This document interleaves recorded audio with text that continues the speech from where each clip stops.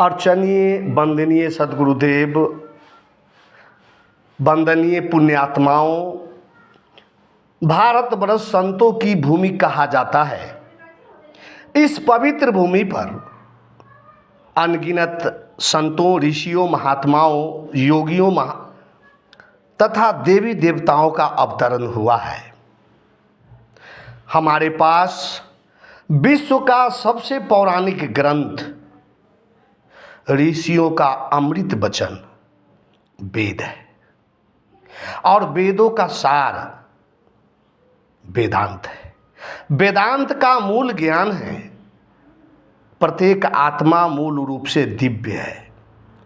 ईश्वर यानी ब्रह्म और आत्मा स्वयं का वास्तविक स्वरूप अलग नहीं है और इसी सत्य को जानकर ही सांसारिक दुखों से मुक्ति प्राप्त की जा सकती है। वेदांत के 3 सूत्र प्रत्येक व्यक्ति को जानना आवश्यक है। पहला, ब्रह्म ही एकमात्र सत्य है। इस सृष्टि का आधार एक अनंत, शाश्वत और सर्वव्यापी सत्ता है जिसे ब्रह्म, ईश्वर, परमात्मा कहा जाता है। आत्मा और ब्रह्म एक है। मनुष्य का वास्तविक स्वरूप शरीर या मन नहीं है बल्कि अंतरात्मा है। यही आत्मा परमात्मा ब्रह्म तत्वतः एक ही है। और तीसरा सूत्र कि संसार की भ्रांति, माया के कारण मनुष्य खुद को इस नश्वर संसार में फंसा हुआ और ईश्वर से अपने को अलग मानता है। सत्य एक ही है और वह है निज स्वरूप चेतन आत्मा। तो आइए, आज का विषय है कि संत रामपाल जी महाराज कैसे लोगों को दिग्भ्रमित करके मन ग्रंथ और झूठा ज्ञान देकर अपना कार्य क्षेत्र बढ़ा रहे हैं और संसार को अज्ञानता में ले जा रहे हैं।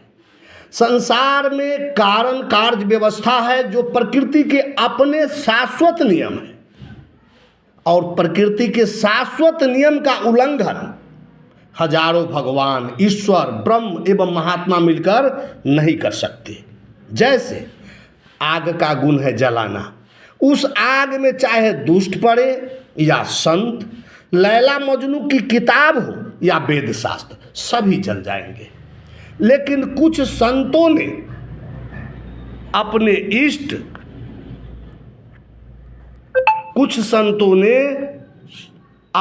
इष्ट को ऊंचा दिखाने के लिए, पूज्य पुरुषों को महान बनाने के लिए चमत्कार की कहानियां गढ़कर वेद शास्त्रों के मंत्रों को अपने द्वारा मनगढ़ंत अर्थ बताकर भोले भाले लोगों को अपने जाल में फंसा लेता है और अपना रोजगार बढ़ा लेता है। सीधे साधे शिक्षित तथा अशिक्षितों को अंध श्रद्धालु बनाकर, धार्मिक बनाकर खूब माल पीटते हैं।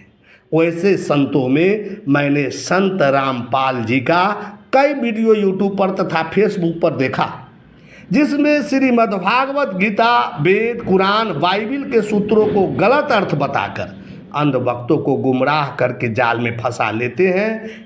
एक वीडियो मैंने देखा, कबीर बड़ा है कि कृष्ण।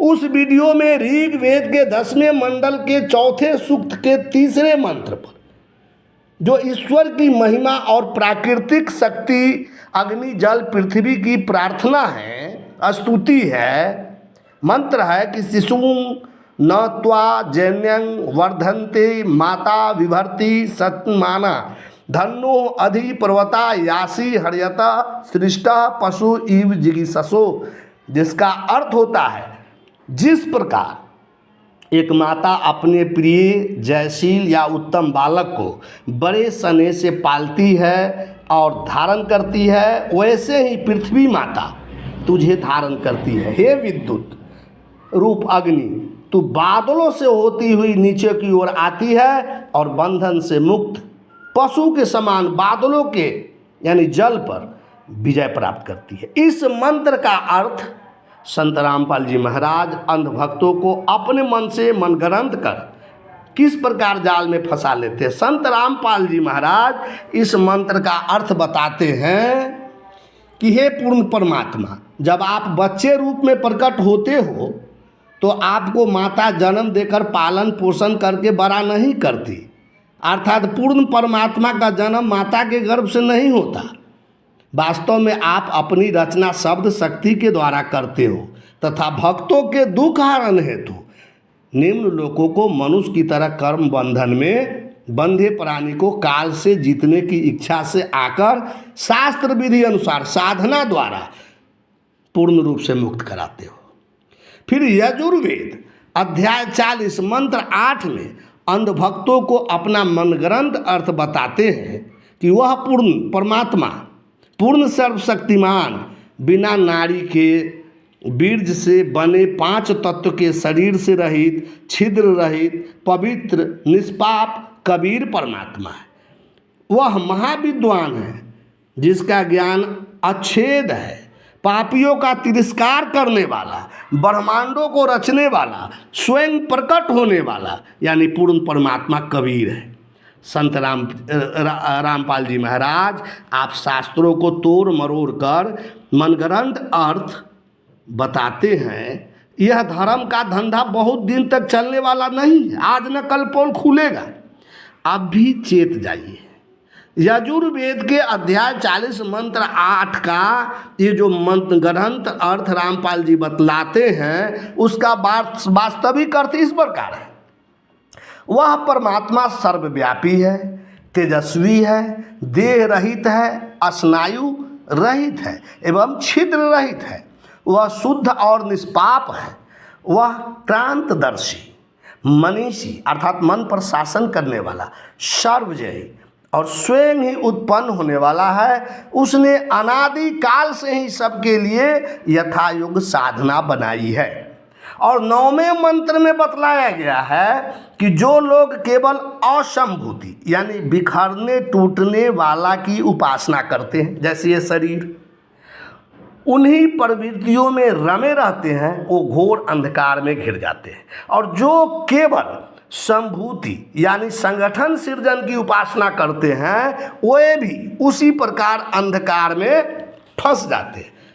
फिर मंत्र 15 में किसकी भक्ति उपासना करनी चाहिए उसका पूरा भेद खोल देते हैं। 15वें मंत्र का अर्थ है कि यह जीवन वायु, अग्नि, जल इत्यादि पंचभूतों तथा अमृत यानी सनातन आत्म चेतना के संयोग से बना है। शरीर तो अंततः भस्म हो जाने वाला है, इसलिए हे संकल्प करता, तुम परमात्मा का स्मरण करो, अपनी सामर्थ्य का स्मरण करो और जो कर्म कर चुके हो उसका स्मरण करो। और 17वें मंत्र में स्पष्ट कर दिया है वह परमात्मा मैं हूँ। हिरण्येन पात्रेण सत्यस्यापिहितं मुखम यो शवादित्य पुरुषः सो शाव अहम ओम खम ब्रह्म। भावार्थ है कि सोने के पात्र से सत्य का स्वरूप ढका होता है। आवरण हटाने पर पता चलता है कि वह जो आदित्य रूप पुरुष है वही आत्मा रूप में मैं हूँ। ओम अक्षर आकाश रूप में ब्रह्म ही संव्याप्त है। यहाँ बिल्कुल स्पष्ट हो जाता है कि जीव का निज स्वरूप आत्मा जो अविनाशी चेतन अजर अमर अजन्मा है वही परमात्मा है। लेकिन जीव का शुद्ध स्वरूप काम, क्रोध, लोभ, मोह, अहंकार 5 विषय शब्द, स्पर्श, रूप, रस, गंध में बंधा है, जिसके कारण जीव अपने को शरीर मान चुका और शरीर के लिए ही जीता है। जिस दिन जीव को यह ज्ञान हो जाता है, बोध हो जाता है कि मैं शरीर नहीं हूँ, मैं अजर अमर अविनाशी शुद्ध आत्मा हूँ और सारे विकारों को छोड़कर जो आत्मा में जीता है वही परमात्मा हो जाता है, वही सबका दृष्टा है, चेतन है। स्पष्ट साफ हो जाता है कि वह मैं ही हूँ, अहम ब्रह्मस्मि। जब उद्यालक ऋषि से उसका पुत्र श्वेत केतु पूछते हैं कि ब्रह्म को अस्ति, तो उद्दालक ऋषि कहते हैं अहम ब्रह्मस्मि। तब श्वेत केतु पूछते हैं कि अहम कस्मि, कि मैं कौन हूँ। उद्दालक ऋषि कहते हैं तत्त्वमसि, तुम भी वही हो। परमात्मा घट घट में विराजमान चेतन आत्मा है, चाहे वह कबीर हो, चाहे वह राम हो, चाहे वह कृष्ण हो, चाहे वह रामपाल हो, चाहे भोला मने लाल बाबू, जो भी हो, कोई भी जीव हो। कबीर साहब तो बिल्कुल स्थूल शब्दों, सूक्ष्म शब्दों में कहते हैं, सरल शब्दों में कहते हैं कि कस्तूरी कुंडली बसाए मिर्ग मिर्ग ढूंढे बन माही, ऐसे घट घट राम है दुनिया जानत नाही। इसलिए हे रामपाल जी महाराज, वह परमात्मा तुम में भी है और तुम्हारे जितने शिष्य हैं सब में है। मिर्गा की तरह बन बन खोजते फिरते हो। तिल माही तेल है ज्यों चकमक में आग, आ तेरा साईं तुझ में जान सके तो जान। संत कबीर को मोहरा बनाकर लोगों को गुमराह करना छोड़ दीजिए। संत कबीर की बानियाँ उपदेश तो अथाह है, लेकिन सभी बानियों का उत्तर माला उनका कबीर बीजक है, उनके बानियों का मूल है। जैसे गणित के किताब में बहुत सारे प्रश्न होते हैं और अंत में उसका उत्तर माला होता है। जब विद्यार्थी हिसाब बनाता है तो देखता है कि मेरा हिसाब का हल सही हुआ कि नहीं, तो उत्तर माला से मिलान करता है। वैसे ही कबीर के बानियों का उत्तर माला है कबीर बीजक। केवल एक बार कबीर बीजक पढ़कर देख लीजिए, सारा भेद खुल जाएगा। क्यों गीता, वेद, कुरान, बाइबिल इत्यादि का बोझा अपने दिमाग में लेकर घूम रहे हो। श्री कृष्ण गीता में कितने बार कहा, ईश्वर सर्वभूतानाम हृदय से अर्जुन तिष्ठति, अहमात्मा गुडाकेश सर्वभूतास स्थिता, अहमादिश्च मध्यंच भूतानाम अंतेव च। रामचरितमानस में गोस्वामी जी कहते कि प्रकृति पार प्रभु सब उर्वासी, ब्रह्म निरीह विरज अविनाशी। उर माने होता है हृदय, कि वह प्रकृति से पार, वह प्रभु सबके हृदय में विराजते हैं, वह अविनाशी है। मैंने एक वीडियो YouTube पर और देखा जिसमें मौरध्वज और सेव और सम्मन की कथा कहते बताया गया है, जिसमें बताया जा रहा है कि श्री कृष्ण और अर्जुन मौरध्वज के घर ब्राह्मण बन करके जाते हैं, साथ में एक शेर ले जाते हैं, और मौरध्वज जब दोनों का आतिथ्य स्वीकार करते हैं और खाना खिलाने की जब बात आती है तो श्री कृष्ण मौरध्वज से कहते हैं कि पहले अपने पुत्र को तुम और तुम्हारी पत्नी मिलकर आरा से चीर कर मेरे शेरों को खिलाओगे, तब मैं तुम्हारे यहाँ भोजन करूँगा। उसके बाद मौरध्वज और उसकी पत्नी अपने पुत्र ताम्रध्वज को अपने हाथों आरा से चीर कर मार देता है और मांस शेर को परोसता है, तो श्री कृष्ण पुनः उसके पुत्र को जीवित कर देता है। और ये कथा महाभारत काल की है, और इस कथा का जिक्र महाभारत, श्रीमद् भागवत पुराण तथा किसी भी शास्त्र में नहीं मिलता। महर्षि वेद व्यास पूरे महाभारत में कहीं नहीं इस कथा का जिक्र किया है। मौरध्वज की ये कथा दंत कथा है, बिल्कुल काल्पनिक है, और ऐसी कथा का उद्देश्य जीवन में शिक्षा और ज्ञान देने के लिए कहा जाता है। नैतिक ज्ञान के लिए इस प्रकार की हजारों कहानियाँ बनाया गया है। विश्व कारण कार्य व्यवस्था पर चलता है और मृत व्यक्ति को जिंदा करने का प्रकृति में कोई विधान नहीं है। कबीर साहब के द्वारा कमाल का अभिमान तोड़ने के लिए सम्मन के घर जाना, सम्मन के घर पर खाने के लिए कोई अन्न नहीं, तो सम्मन का पुत्र सेव सेठ के दुकान में आटा चुराने जाता और सेठ जी सेव को तलवार से काट देता है और काटा हुआ सिर और धड़ अलग कर देता है, तो सम्मन अपने घर वह धड़ और सिर लेकर के आता है, अलग अलग रख देता है सर और वह उसका शरीर, और खाना बनता है। और खाना जब बनता है तो 5 जगह खाना परोसा जाता है, इसलिए उसका पुत्र तो मर चुका है, लेकिन कबीर साहब कहते हैं 6 जगह खाना परोसो।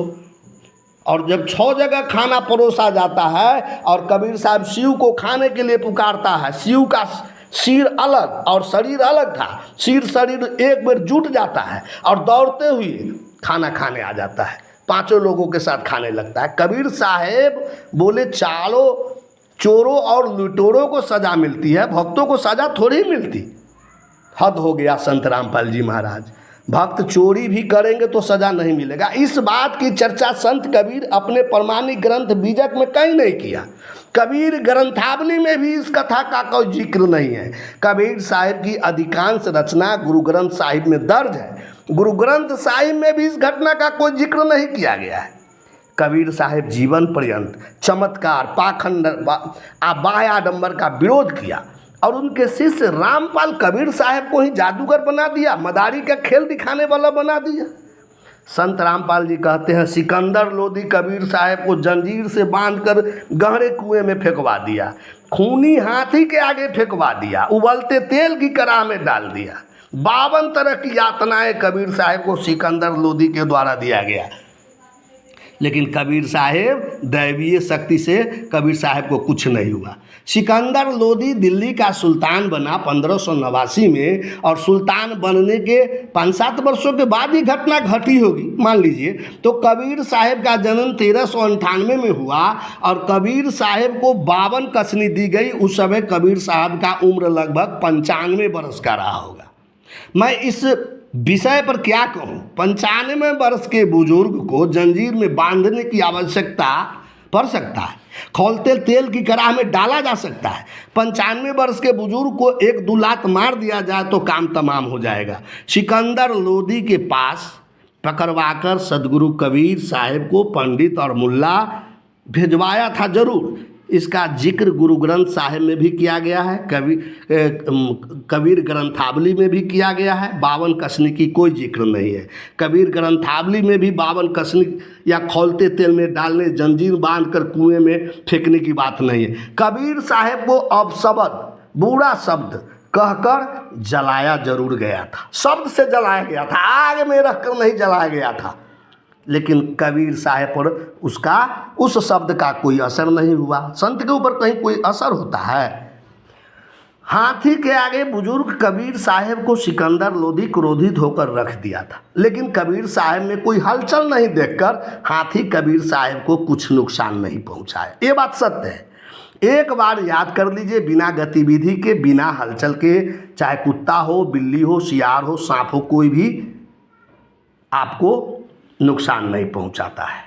संत रामपाल जी द्वारा दिए गए मनगढ़ंत ज्ञान का पर्दाफाश एक वीडियो में तो हो नहीं पाएगा, वीडियो लंबा हो जाएगा। इसलिए दूसरे वीडियो में जो गीता का मनगढ़ंत अर्थ करके कैसे लोगों को गुमराह करते हैं उसे हम बताएंगे। प्रश्न था कि कबीर बड़ा है कि कृष्ण बड़ा है? कबीर और कृष्ण में न कोई बड़ा है और न कोई छोटा है। आत्माएं अनंत हैं लेकिन गुण एक ही है आत्माओं का। क्वांटिटी अनंत है लेकिन क्वालिटी एक है। सब में एक ही वो आत्मा है और आत्मा ही परमात्मा है। साफ बंदगी, साफ बंदगी, साफ बंदगी।